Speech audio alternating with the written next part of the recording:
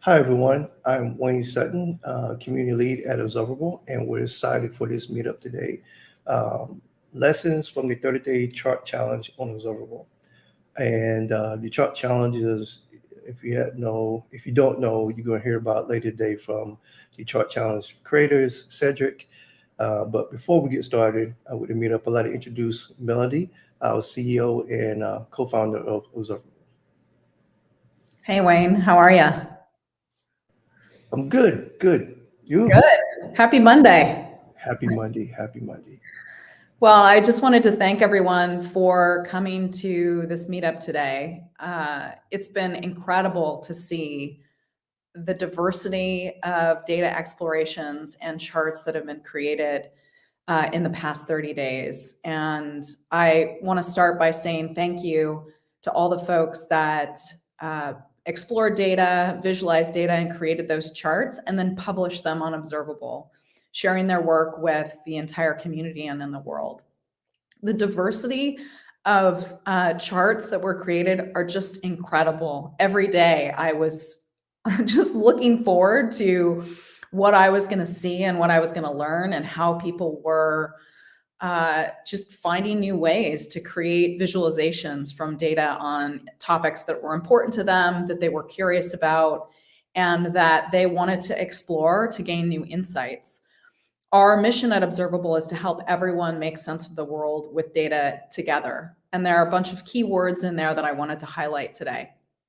Everyone is an important part of our mission at Observable, which is to help folks with diverse skill sets and backgrounds be able to work with data in new ways and to continue to deepen their skills. Together is a really important word of our mission, because we believe that we're more powerful when we work together, when we teach each other, when we learn from each other, and when we collaborate. And our goal at the company is really to help everyone in the community in every way we can.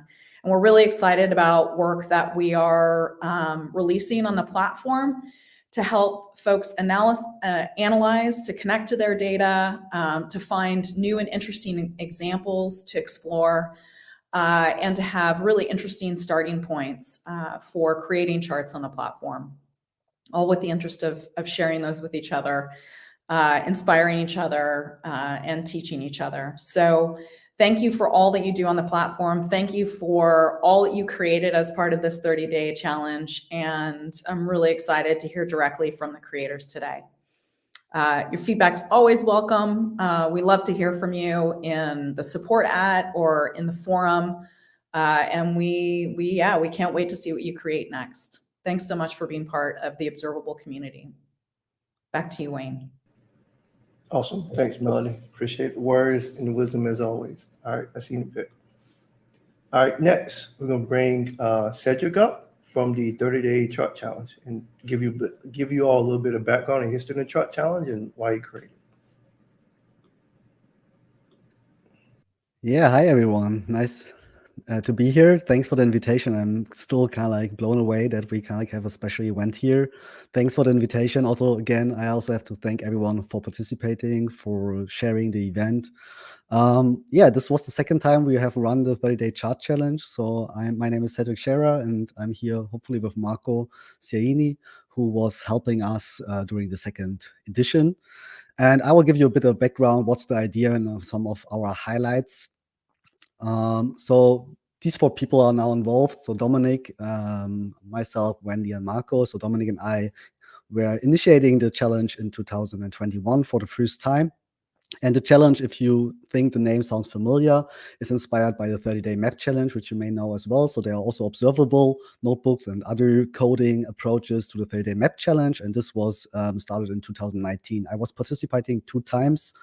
And when they announced one of the next challenges, Dominic was saying like, okay, maybe we should also do a chart challenge, and tagged me there. And so we got up and thought about how we could turn this into something where people enjoy to participate, but also how we could maybe kind of structure the learning a bit more. And while thinking about it, we were looking at these visual vocabulary as a Financial Times terms them, or chart choice helpers, or however you want to group them, where you can basically go and pick some charts. And then we were looking at these, and we found at some point the one by John Schwabish and Severino Rebecca, the graphic continuum. And we basically followed this, but excluded the spatial part because we thought like we don't want to mess with the original initiator of the map challenge. So we came up with slightly adjusted 5 categories. And the 5 categories are comparisons, distributions, relationships, time series, and uncertainties.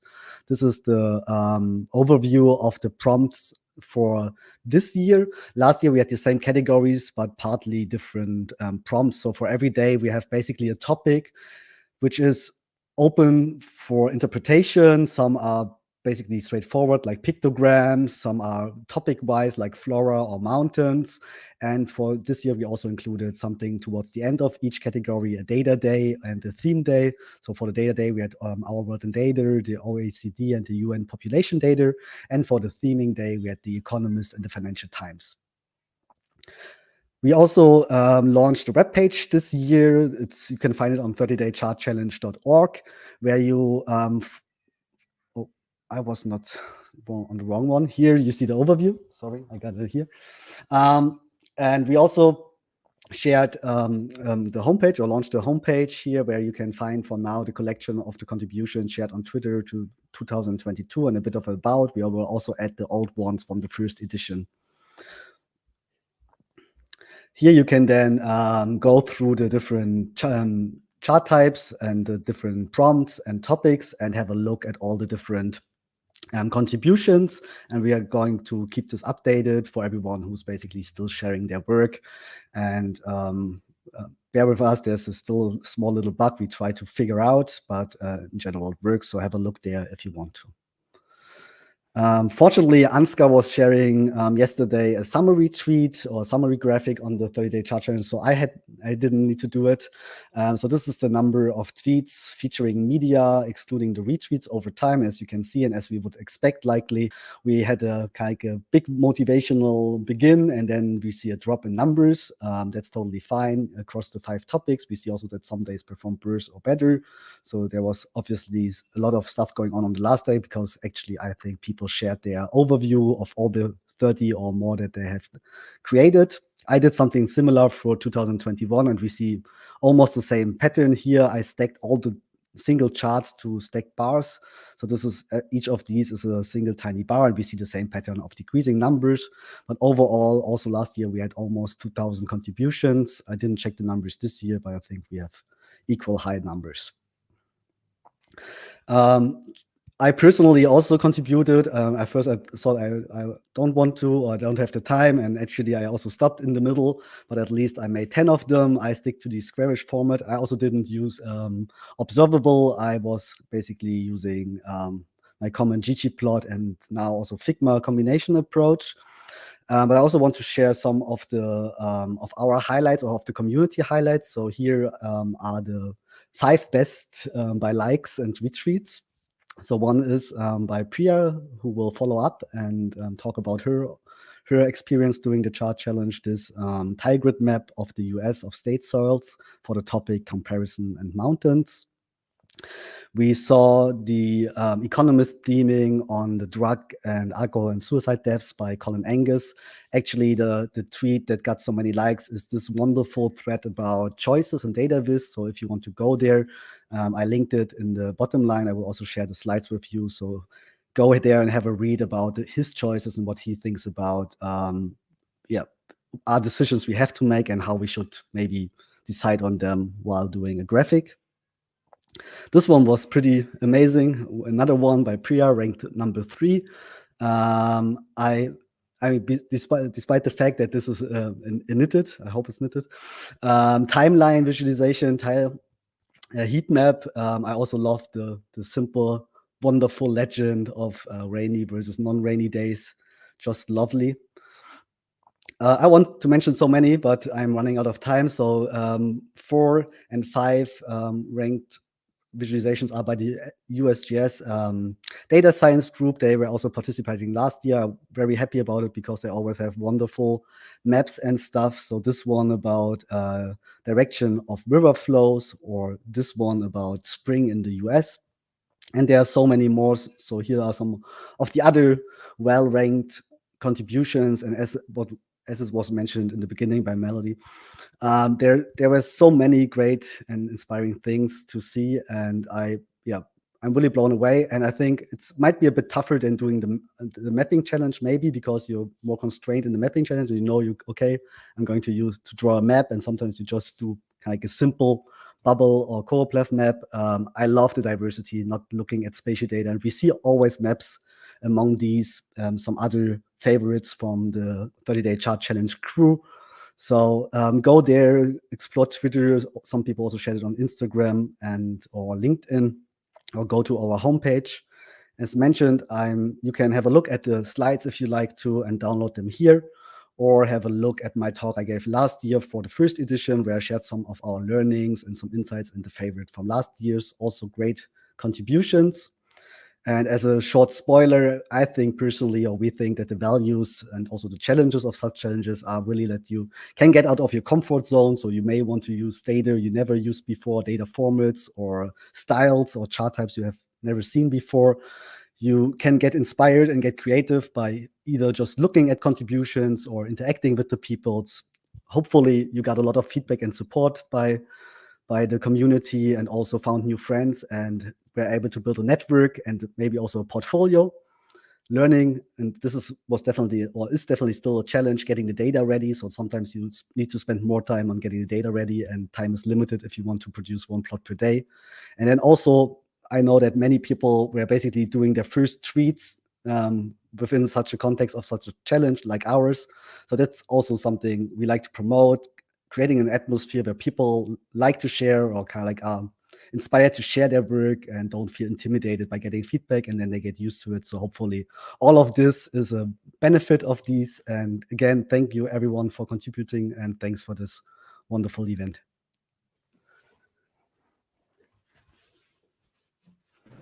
Awesome. Thanks, Cédric. Again, thanks for partners with us on this 30-day chart challenge meetup with Observable, and looking forward to what y'all decide things be next year. Yeah, thank you. All right. Okay, great. So next we're gonna get into our presenters who created Observable notebooks, who use Observable notebooks for their 30-day chart challenge. And up first, we'll have Priya, and welcome to the stage. Hello, everyone. So great to chat with everyone, and thank you so much for Wayne and the Observable team for inviting me to chat. I'm excited to be here.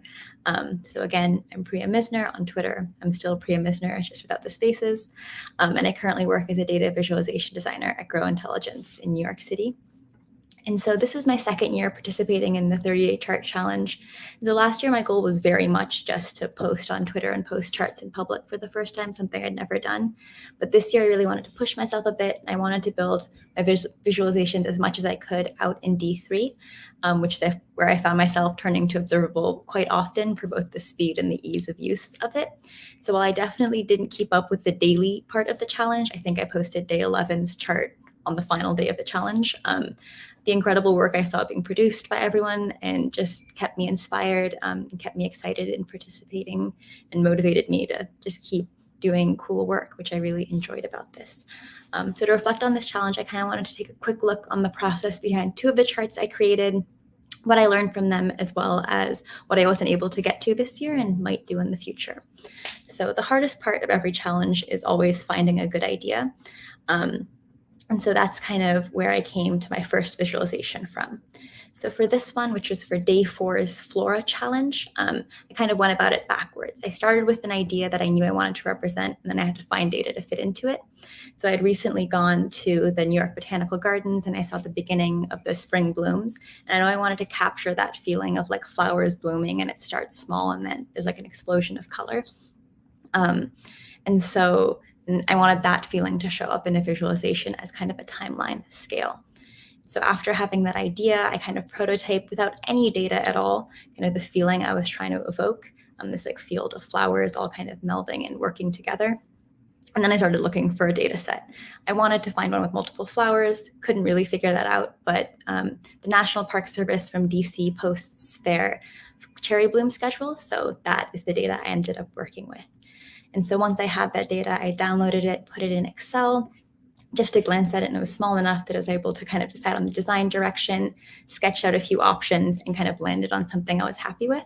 So once I had my design point of view, I moved over to Observable to start making it into something real. And almost immediately, I hit a roadblock. I realized I had never learned how to blur anything in an SVG. I didn't know how to get that gradient effect. So step one of my choice of technical problem solving is I went to Observable search bar and searched like gradients and opacity in SVG, and stumbled upon two great notebooks and learned about the existence of SVG filters, and was able to start mocking up the visualization that I ended up putting out. And so I ended up doing all of the graphics and layout in D3, but for the final touch-ups and like layout and tuning, I moved over to Figma to do my final layout before posting the chart onto Twitter. And so the second chart I want to talk about is my soil chart, my chart in parts. And so this one, I followed a much more traditional approach. I had a data set to begin with, and then I moved my way onto the visualization. So where this started is, I think about a month before the challenge began, I was scrolling through Pinterest, and I stumbled upon this chart of soil color, which you can see here from the Atlas of American Agriculture of 1936. And I thought it was just stunning. It was so beautiful, like the artistry and the effort that had gone into putting something like this together kind of took my breath away. But I also remember this fact I learned in like the 3rd or 4th grade, that every single state in the US has a state soil. Most of them, I think a majority, are like voted on by the legislature. And with these two different ideas in my head, I thought, like, could I make something like this programmatically? Can we generate the soils I want on the fly? And so I fell down a very deep rabbit hole of soil science. I discovered a subreddit devoted to soil memes, read a lot of soil science textbooks. And so when the chart challenge rolled around, it kind of provided the fire I needed to put this idea into reality. And so my main data source was the official soil series description from the USDA database. And so once I found that data, there were quite a few steps to getting to my final map. All the color data I found was in Munsell notation, which is something I'd never heard of before. It's a different way of describing colors, and I needed to convert it to an RGB color space. Again, no idea where to begin. The math was a little bit above my head, but I found this great notebook from Jacob Roos's Munsell Spin notebook that did a lot of the math for me. And so I was able to kind of heavily rely on that notebook with a couple of tweaks to create a function to spit out the matching hex code. And I made my own observable notebook and function just for this exact calculation to show all the different colors, show how I calculate the different color spaces, and play with that data individually before diving into the next part, which is the soil map itself. So this I contained to one notebook, and I discovered how easy it was to export functions from one notebook to another, which kept my code a lot cleaner and more manageable. And so once I had the colors down, I moved to step 2, which was soil textures. I really loved in this earlier visualization how if you zoom in, you can see all the different gradients, all the different ways the soil interacts with each other. And inside this database, I found they describe with excruciating detail the soil textures of every single layer of soil. And so I was trying to see can I procedurally generate clay, sand, silt, and I got some of the way there, but suddenly I realized there was too much soil texture. There was too much soil, and I had to kind of abandon it for the purposes of time. So it's there. It's maybe something I'll come back to. The notebook somewhat works, but I kept that failed attempt or version 1 attempt to that notebook. And finally, it was time to put the map together and kind of present the vision I had in the very beginning. And so I had a new notebook for that. I was able to import it from my Monsell color notebook. And I relied on, I looked at a lot of other people's notebooks of how they got their tile maps, the different orientations of that. And so after getting quite inspired by the other work people were doing, I put my map together, and then I was able to use, I really liked the views that the observable notebooks give you that let you switch back and forth between different data types. So along with the map, if you go into the notebook that I think is linked down here, you can switch between your state soil and see it in its full depth and full glory rather than the slightly shortened versions I had to do for the different charts. And kind of that wraps up my two, I think, most time-consuming charts that I put in. The state soil map, by and large, consumed a lot of my both attention and effort, but I really loved how it turned out. And it was exciting both to learn more about how to use this platform and get better at D3 and code in general, but also soil, still a little bit obsessed. And so kind of my final thoughts was on the functional chart part of it. But I also really loved how this challenge let me experiment with different types of charts, Rona maps, pie charts, 3D bar charts was a first for me. And I got to try out new things like CSS transforms, a rules plot for the first time. The only regret I had is I really wanted to do an illustrative pie chart visualization. And the idea I thought of was volcanoes and their magma rock distribution, but I couldn't find a data set that represented any of this. So if anyone has one, please let me know. I would love to make this a reality. And finally, a big thank you to my family for being the first people every single time to like my posts on Twitter. So thank you for that. And thank you so much for having me here.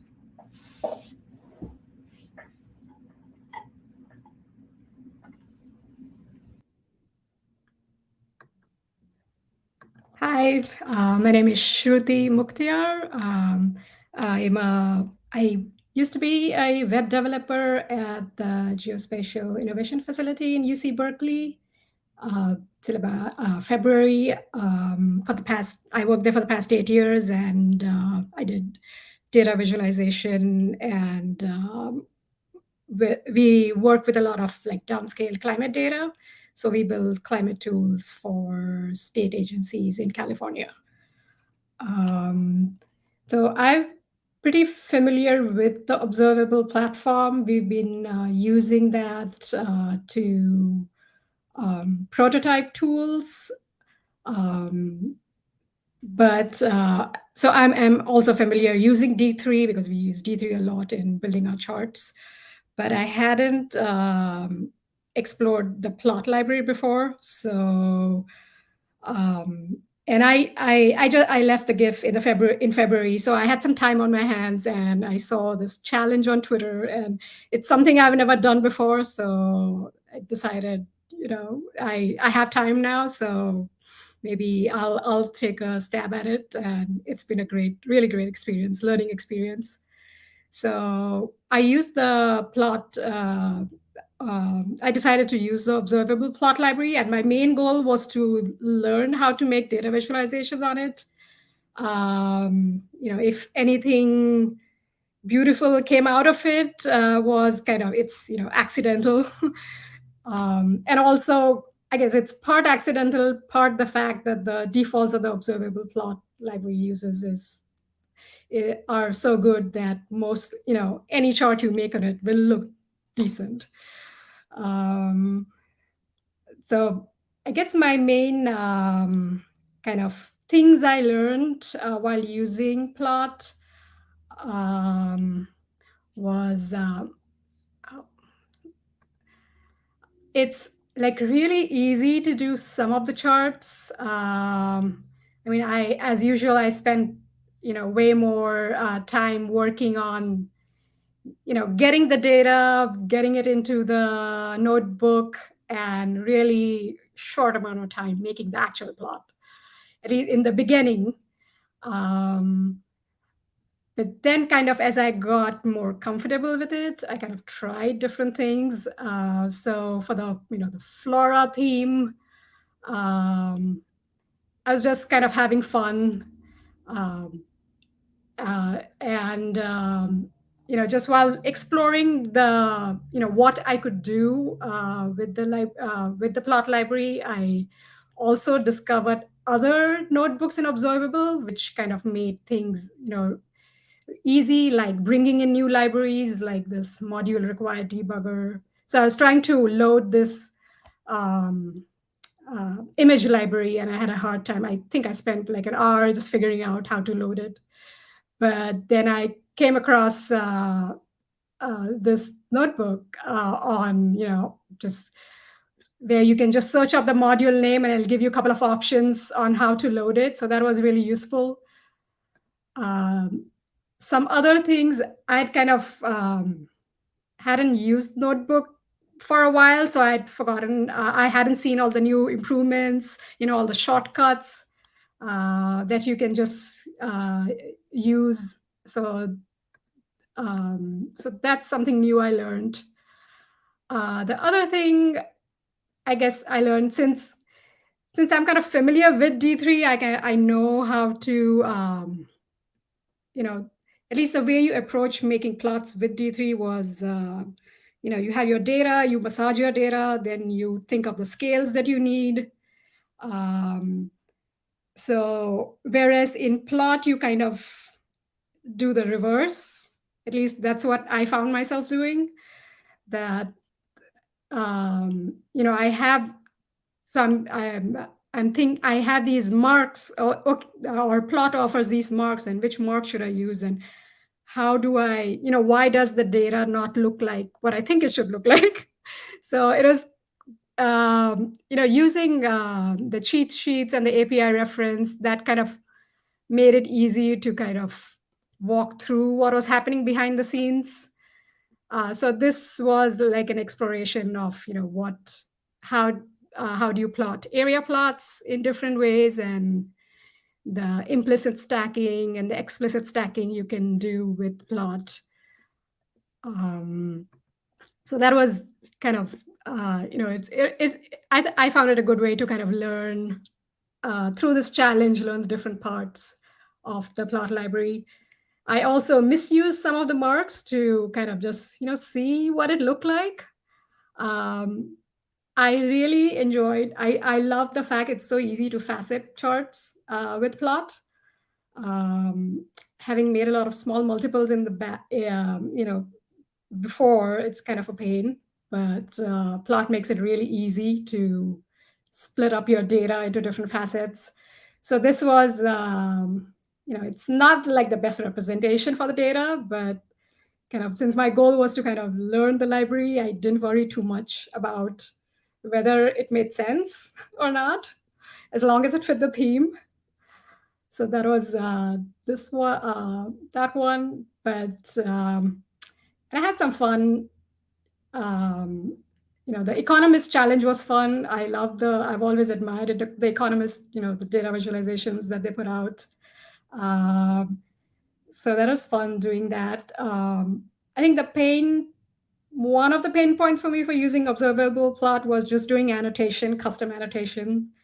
It's, I think using D3, there's so many plugins to D3 that, for annotation, that I feel we've been spoiled, and that those plugins make it very easy to add annotations and labeling. So that's something I missed. And it's quite possible that I can do it with Plot, and I just didn't figure it out. That's also quite possible. The other, this was another chart where kind of had fun. Yeah, this is kind of, in D3, if I attempt this chart, I know I need a rectangle mark in SVG. And in this case, I was trying to use, a time series on the x-axis. But for that, I had to make some adjustments to how Plot handles the labeling for ordinal versus continuous data. So that was something kind of I struggled with a little bit. But I think I used the Observable Forum a lot to search up stuff, and pretty much I found it really useful, and pretty much most of the questions I had were answered by people already had them, and I looked up solutions in the forum to kind of figure out my problems. Because the most fun I had was with this global temperature change, and it was just this is just like a simple one dot with the radii corresponding to the different time series. So I think while the chart was very simple, I think I spent a lot of time just kind of figuring out, scaling the axis, scaling the radius. So it was fun to do. I mean, I had so much fun with it. I ended up using it for the new tool. And that's, I did that I guess this takes a while to load, but in processing, the same chart, as in P5JS. So, that's something I want to do some more of, creating coding. So I think probably gonna spend some time on that next. I think Plot makes it really easy to make simple charts like this, and they, with just default, just the color schemes, everything, it just looks good without too much effort. So that's something I really enjoy, and definitely would use Plot for prototyping tools. Yeah, I think that's about it. Probably the couple of things that I'd like more, I would want to see more of would be just having more control over annotations and titles and labeling to make a self-contained SVG with all the chart elements. So this is something where I tried just kind of positioning the facets and text. So I learned some things in that, and I think that's it. And I got a lot of feedback from folks at Observable, so I really appreciate that. And it's been a really fun challenge. I think this was the first time I attempted one, so I think it's a great way to learn, and also sharing my work. And just at the end of it, I ended up with 30 different charts. It's a collection. I was doing small things every day, but at the end of it feels, when I look at all the 30 collection of these small things, it feels like a big accomplishment. So that was fun. So thank you to the organizers. That's all I have.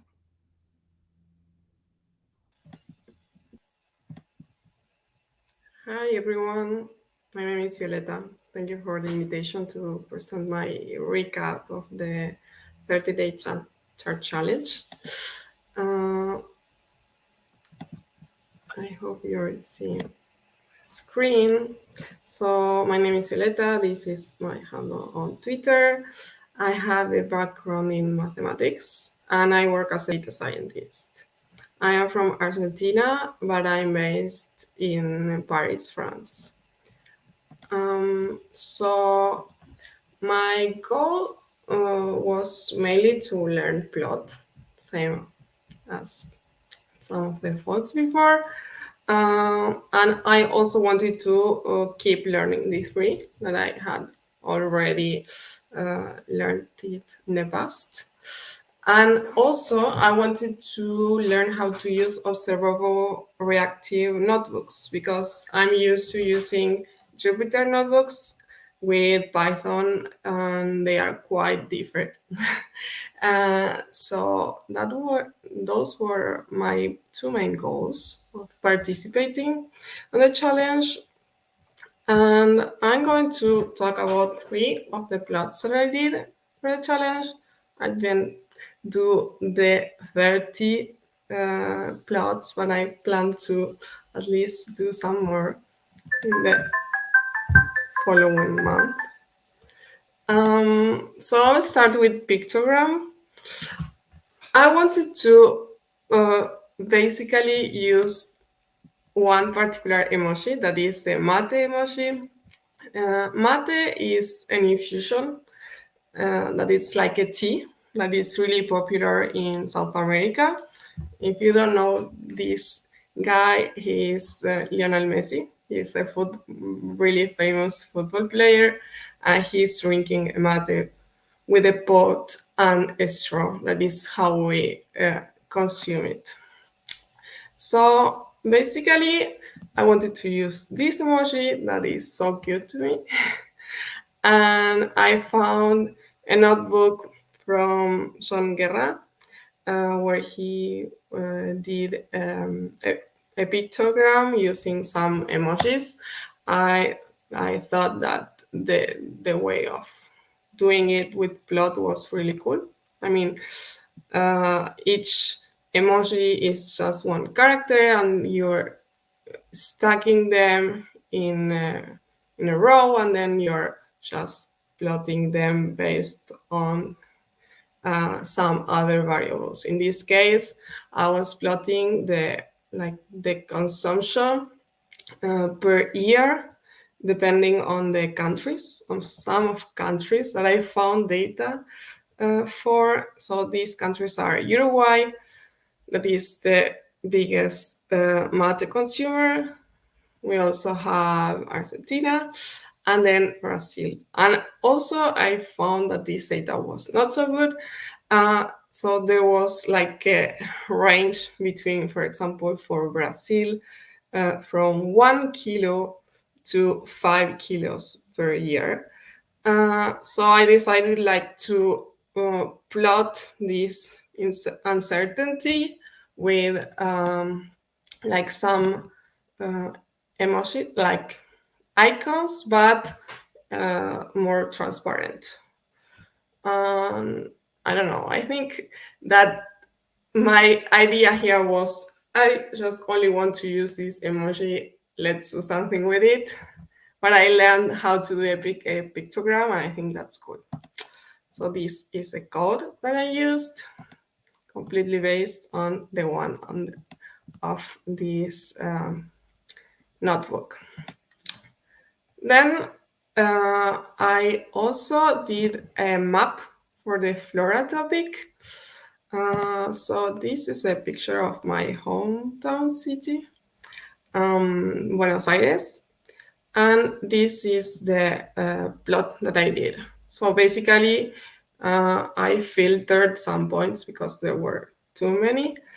But you have 1 tree, 1 dot on this, and then you end up with the shape of the city. And I think it was nice to see some of the streets that I know that are covered with some particular trees, and also with some particular colors. And it's similar to a Cédric Scherer plot, where I think he did the same for San Francisco, if I remember well.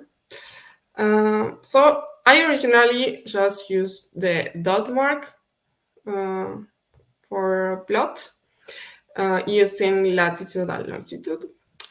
But then I got a suggestion by Phil where they suggest me to use an experimental plugin that is called Carto. They were telling me that I could get a better aspect ratio for this with this projection. So I accepted the suggestion, and it was the first time that I knew that I could get suggestions. I think that's cool. And then I think that my map looked much better. So I think that's a cool thing, super cool thing about Observable. And also, this one, I don't know if the name is so descriptive of what I did, but I heard that there was an Argentinian rapper that had the freestyle song with the most views on YouTube. So I wanted to check if that was true, and I wanted to make a plot about it. So I used the YouTube API, and I found that indeed it was the most watched YouTube freestyle video, and by far.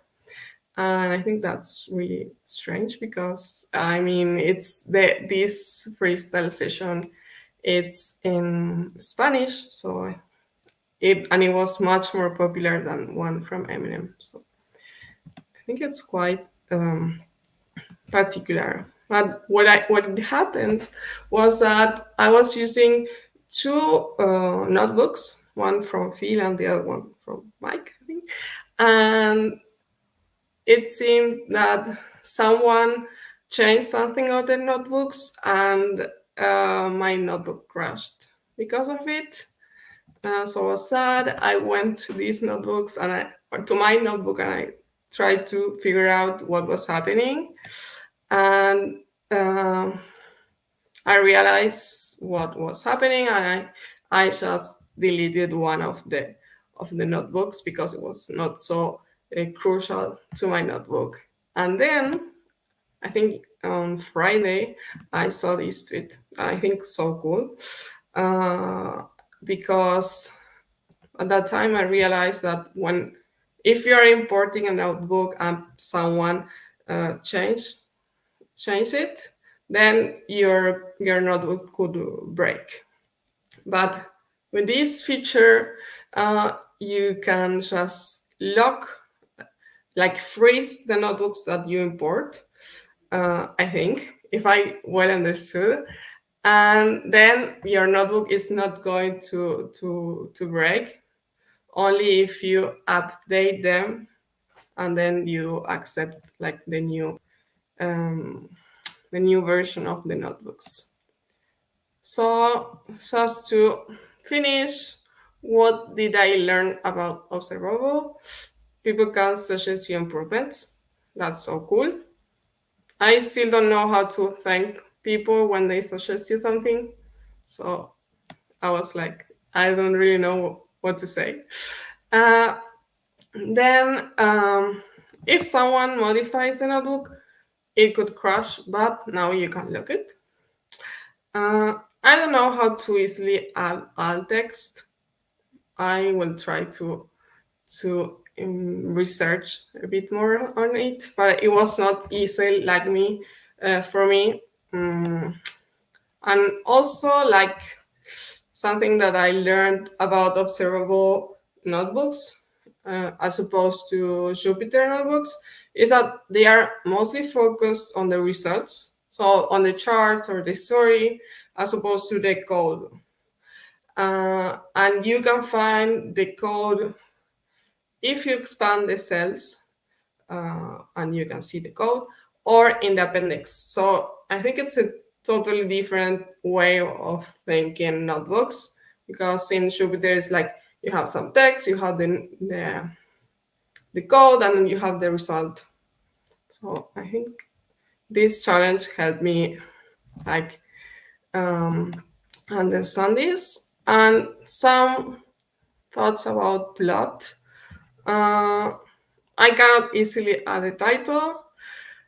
The charts are static, but you can, if you update, for example, the data, then you can do really cool stuff animated, like this notebook. I think I don't have time to go there, but it's really cool. For me, it's easy to add annotations because you have the arrows and the text marks that help you to add these annotations. It's much easier to use on D3 for me. I mean, you can make a plot in just some minutes. And I really like the default aesthetics of plot. I think it's really like minimal and cute. And that's it. Thank you again for the invitation.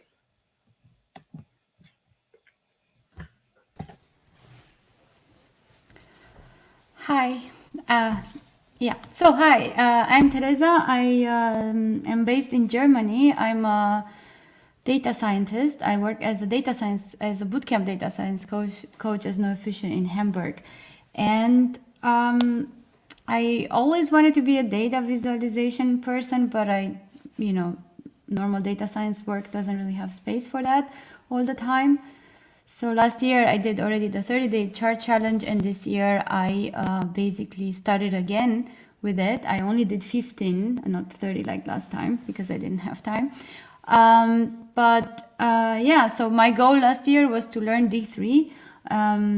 I am too impatient basically to read a book or anything about it or do like a whole course somewhere. So I kind of thought like I can just learn it via Observable, and it is doable. Because there's like a lot of examples to start with, and then like code snippets that one can use. So basically I'll just start with some of the charts that I did this year. For example, the one with the mountains.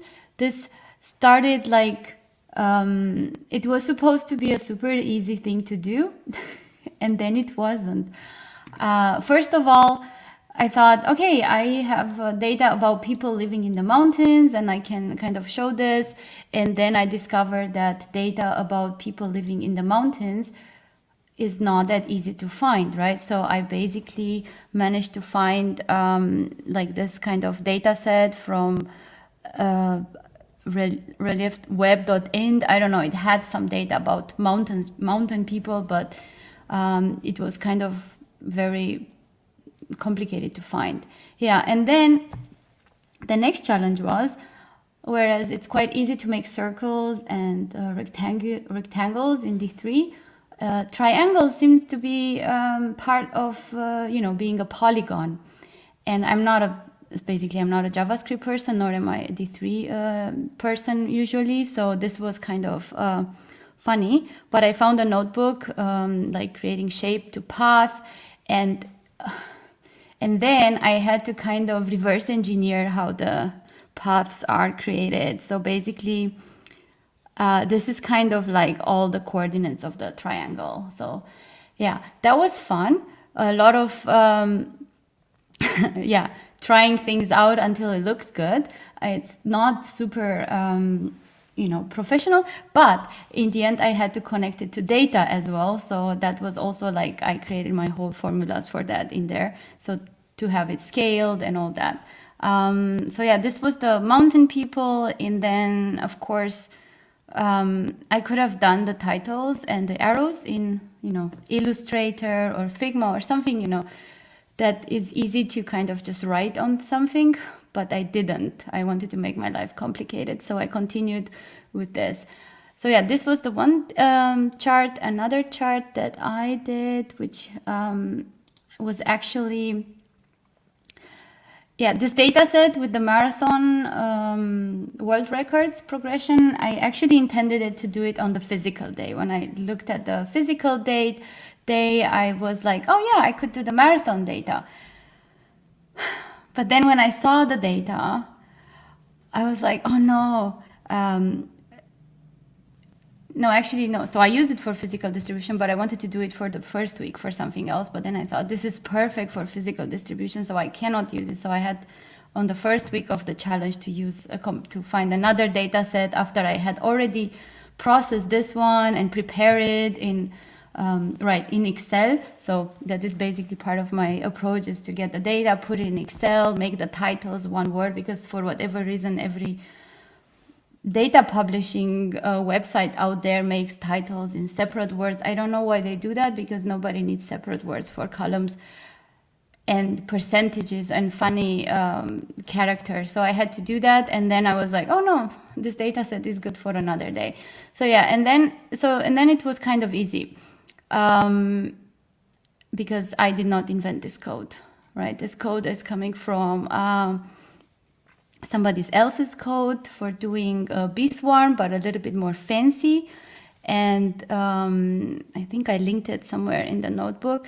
But yeah, so basically I used, so it's a bee swarms plot, but like updated.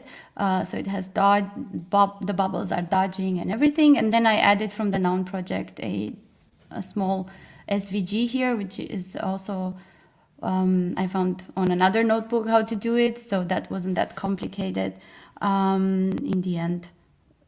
So yeah, basically I think on Observable, it's more like once you find the right keywords to search for things and you figure things out, you can always like find like how to solve like independent tasks and so on.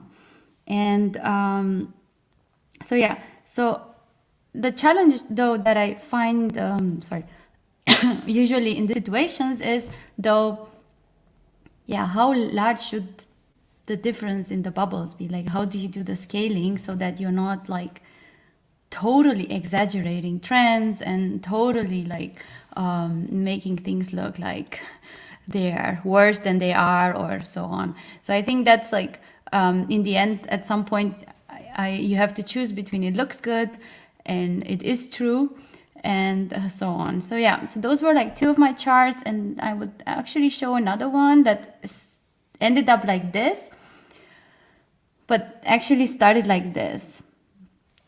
I thought I could show the, the size of the population versus the surface. And I really like this one, but then this one is like more like aesthetics, and you can't really, I mean, it is like you can hover over and you see the lines once you hover, like really on the line. And then I went to, I could do this. And this is actually pretty cool because you can get all the countries if you want. And you can see, you can scroll. And this is something that happened also last year, but last year it happened on Observable, that I made a chart about diversity last year and I got like some hate speech on it. And back then I could do a code of conduct submission, and then that was like removed. But this time when we're using Twitter, and I posted this on Twitter, I got a hate comment. And on Twitter, you really cannot report people, like you can't say, I could hide it from myself, but I couldn't like really remove the comment or like say that this is hate speech, although it is, but Twitter has 20 clicks to go through so that you can say that something is really hate speech. So yeah, so I got that too. I guess once a year it's important to get that. And this year, so this year I kind of really wanted to stay with the style. I did all the charts with color selected from Wes Anderson last movie from the French Dispatch. And then the day with the Economist theme came up, where I had to use colors from Economist. So yeah, that was a little bit of a challenge. And then it kind of felt like Economist already did all the charts out there. So I had to kind of come up with a nice topic. So I thought, why not put the birthday? And then you see how hot your birthday was. And I found even the style sheet from Economist. They have the whole style guide on how large this box is and the fonts. And I couldn't get the font itself, but okay, that was fun. And so yeah, so that's basically some of my charts, and you can check them all out. this one was 3D. And if I would like to kind of, I think the next thing that I'm thinking of doing for myself in general for future challenges is to create a notebook where I can parse easily our world in data sets, because the data is really cool, but the structure of the data is like the information in the data set is mixed. Like you get countries, you get continents, all is in one file. You get years, sometimes you don't get years, you get areas on the globe. Like here I had areas on the globe, but the countries are nowhere linked with the areas. And I thought, like, why is it so complicated? So yeah, so basically I think that would be something that I would really need for myself in the future, because in the end it's like always the same process in the end for our world in data, for all the data sets. And what else? So yeah, so another thing, yeah, what is really cool, and you can already see here on some of the notebooks that I have comments, and I also had some suggestions, but I filled them all in. I'm kind of lazy most of the times about spell checking, or even like fixing some stuff or checking that everything works in every browser. So I think so people from the observable community like corrected. Oh, you forgot an important word here. This title doesn't make sense. Is that what you meant? And that was really cool. So if there would be a button to say I specifically want feedback for my charts, I would totally use it all the time. I'm pretty sure that some people think I don't want feedback and they don't give it to me, but I would really not have a problem with that. So yeah, or suggestions. So yeah, so that's it. I think, so my advice, I have some advice. Some days it's really hard to come with a topic, right? Some days you're like, oh my God, I really, what is this? Like, I think on the 3D topic, I got stuck for like 3 days or so. And it was really, really harsh. So in the end, I talked to someone about it, and I thought, this is kind of what I'm thinking, and, you know, speaking it out loud. And then they said, maybe you just use a 3D icon on the chart, and you don't just do the whole chart in 3D. So this is Marksine, another one of the Observable Ambassadors. And I was like, yeah. So then I looked on the Noun project for like 3D icons, and there was only one. So that was really easy. And then I'm like, okay, so let me see for a data set with humans now, because there was a human. So yeah, that was easy. And the same, I think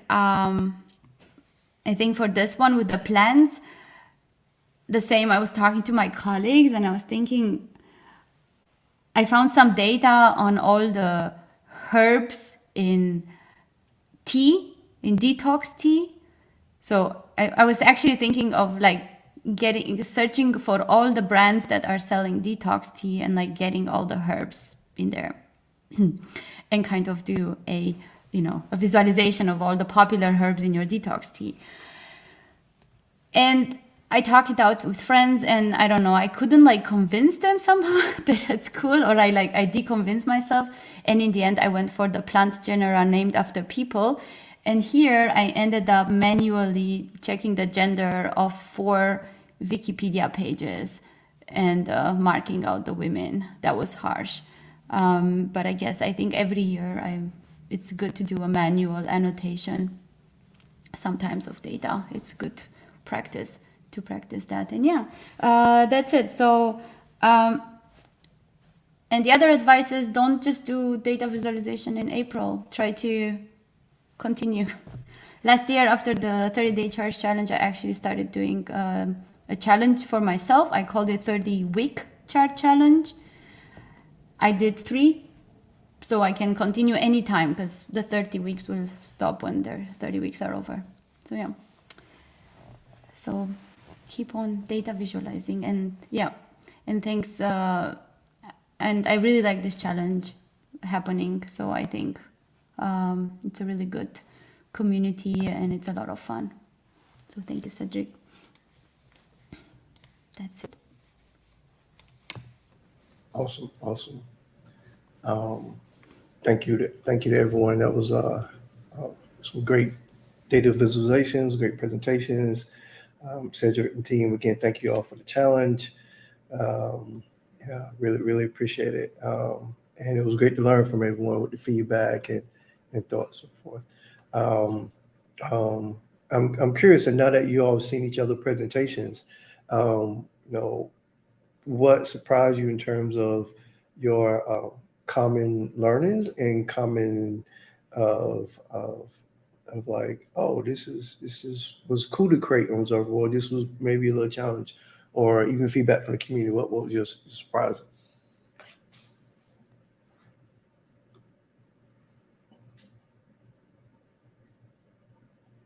Everybody at once.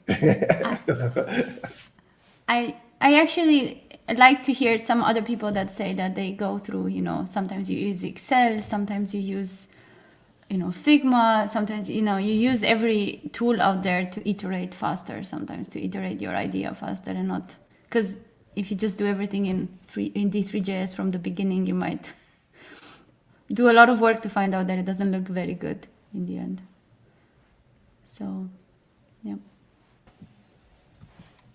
For me, it was fun to hear that for Shruti, the annotations were not like so easy. And for me, I thought they were easy because I don't know, I think I was comparing to D3. And on D3, I think it's, for me at least, it's really hard to do it. And it seemed like quite similar to ggplot too, like the way to doing it. And I'm more used to that. So maybe that's why, we had different impressions about the same thing. Yeah. Yeah, no, I think there are annotation libraries for D3, like plugins, so that's kind of what I was comparing to. So, Yeah, I don't know them. yes. I will check them out. Right. There's one very famous one, D3 annotation by Susie Liu. So that's what I'm used to using. Yeah. Yeah. And of course, when you're working with D3, you have control of the SVG, much more finer grained control, and you can kind of place things. So it's something I missed. Yeah. I wanted to say something that I totally forgot and I discovered really, really late in the challenge. After I find honestly wrangling data in D3 particularly annoying compared to Python or something. And then, I think 4 days ago, I discovered accidentally, and then I had I remember from last year, somebody did tidy.js in Observable, so you can actually do, nicer data wrangling. But very late discovery. So I just want to say that there's easier things to do in Observable, also kind of like in R also. Cedric, I'm curious now that you've seen the presenters and talk about the data visualizations. Anything surprising from you hearing how the thought process went in terms of creating the notebooks, the charts?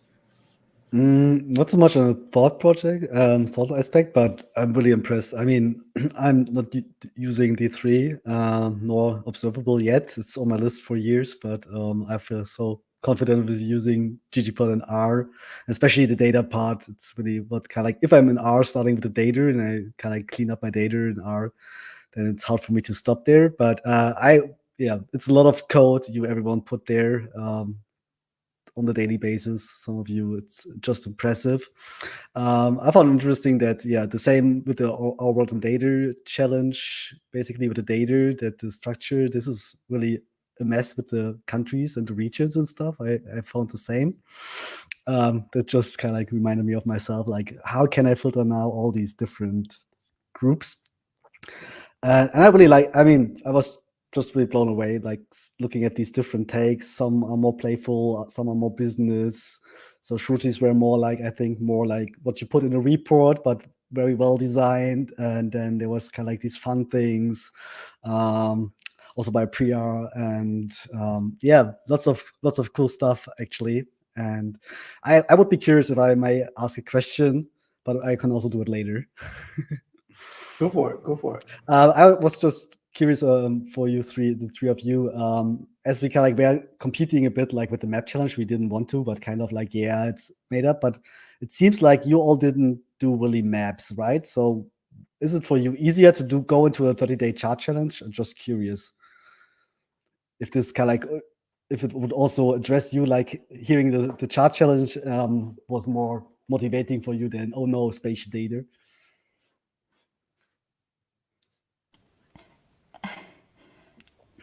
So I tweeted my opinion about maps.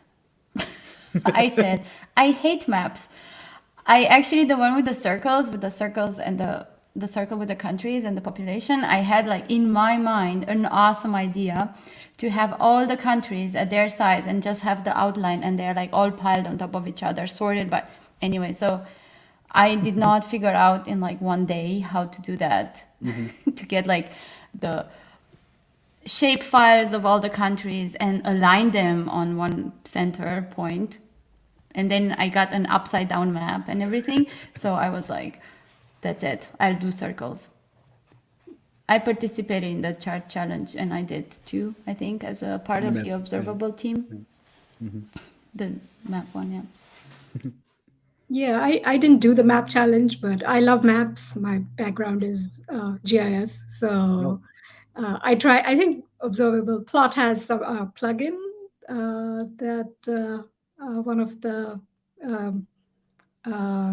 Observable folks has been working on, Carto. So I kind of experimented with that. It was fun. Yeah. So yeah, definitely, if there was a map challenge, I mean, I would enjoy both, I think. Thanks. Yeah, for me, I feel it's much more motivating for me to do the chart challenge, like not only maps, because I don't know, I feel like the map challenge is like you have always the same image, but zoomed in or zoom out. And in this case, you can choose not only the data, the chart, like you have a lot of choices, and I feel it's more free. Yeah. Thank you. Very mixed answers.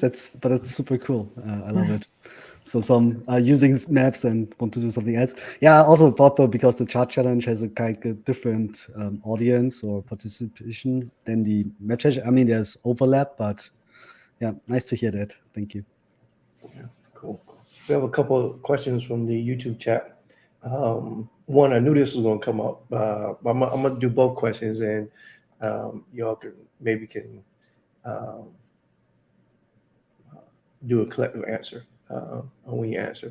The first question is, how did you manage the scope? Said they didn't participate because it's hard time stopping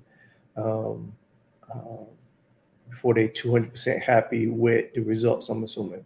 And so how did you manage the scope of building your charts? And the second question is, based on what you learned during the challenge, what do you say to those who want to start learning data viz, D3, JS, etc.?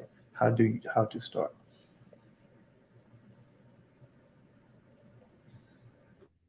Yeah, for the scope, I would just, and then I leave because it's observable stuff. But for the scope, I didn't manage actually.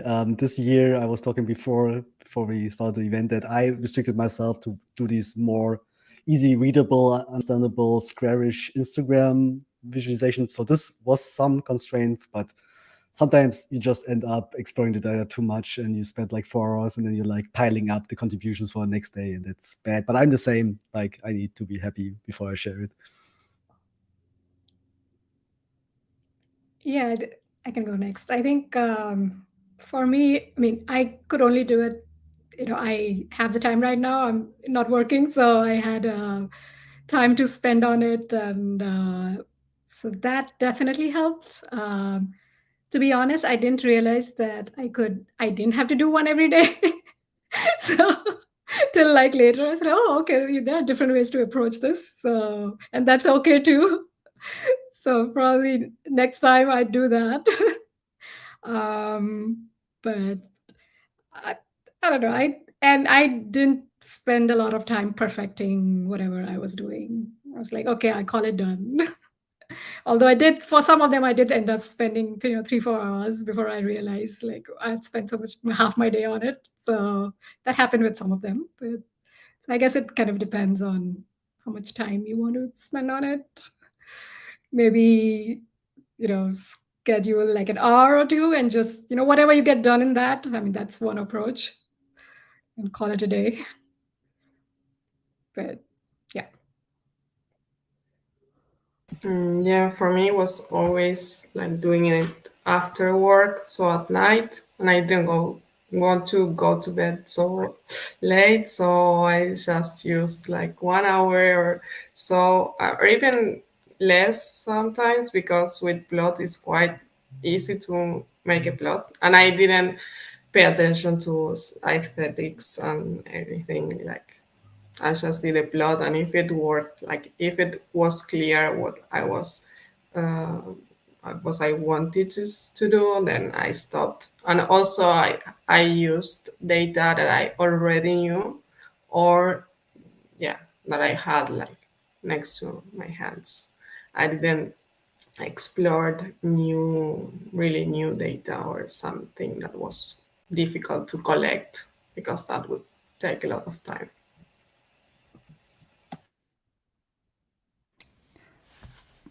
I would say I didn't manage the scope. Yeah, some of them took longer, like a whole day, right, on the weekend, because eyeballing the titles that they fit. I had charts where I wanted to have the word in the sentence of the color of what it was meaning, but that word is a title in SVG title, so that means that I had to kind of find whether the word fits on the text to kind of make it of that color. Of course, I could have done it in Illustrator, but I didn't. So that was like, after I was done with the chart, it took me another 3 hours to make it look nice. So yeah, that was, but it was kind of fun, and finding the right colors. At least if you find like one artist that has already invested like millions of dollars in choosing right colors, that the color part was already solved. That was good. So, but yeah. But this year I was like, okay, I'm not going to manage all of them. That's fine. And that was good. And it definitely is. So just hear from us. I mean, there's no one evaluating these things. So, I mean, there's the community, but if you do just two and you meet nice people and you learn something and you can add them to your portfolio or whatever, that's just fine. So cool. Awesome. All right. And last question. So what do you say if someone want to get started learning data viz or D3? I'm real curious on the answer on this as well.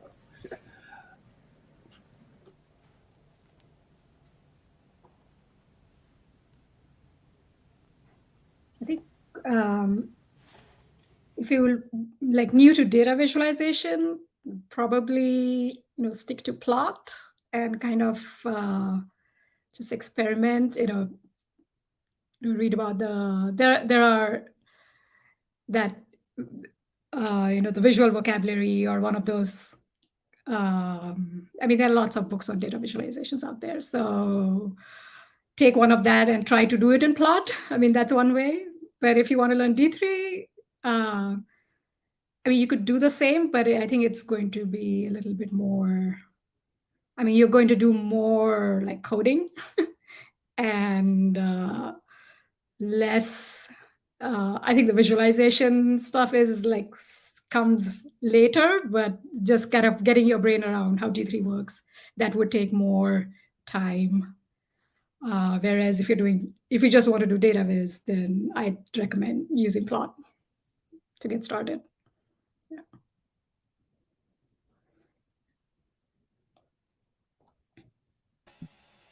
Yeah, I think I agree with Shruti.